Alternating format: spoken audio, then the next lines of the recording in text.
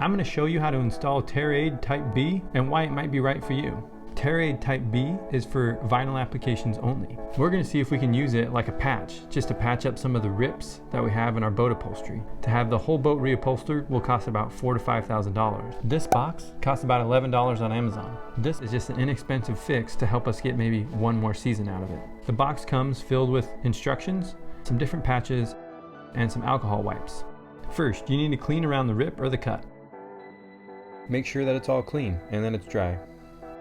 Second, cut the patch to size by having it extend at least 1 inch past the imperfection. You also want to round off the corners to make sure that they don't try to peel up by themselves. 3, peel back about a ½ inch of the paper liner. Then you start sticking the patch over the impacted area.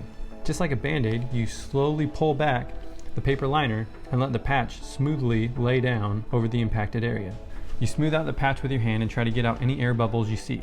To have full adhesion of the patch to the vinyl, you need to wait 24 hours. You can speed up that process by using a heat gun, but refer to the instructions for that. This is just a temporary fix for us if I get adventurous, and if you guys want it, I think I might try to reupholster the entire boat by myself. Let me know in the comments if you think I should reupholster our boat. I'm not a huge seamstress, but I think I can buy most of the material I need for around $500, and that's way better than $4,000 or $5,000 it's gonna take to have somebody else do it. Please subscribe so that we can help you to share your love of boating with your kids. If you're interested in teaching anybody how to wakeboard, check out this video right here. It'll help you out.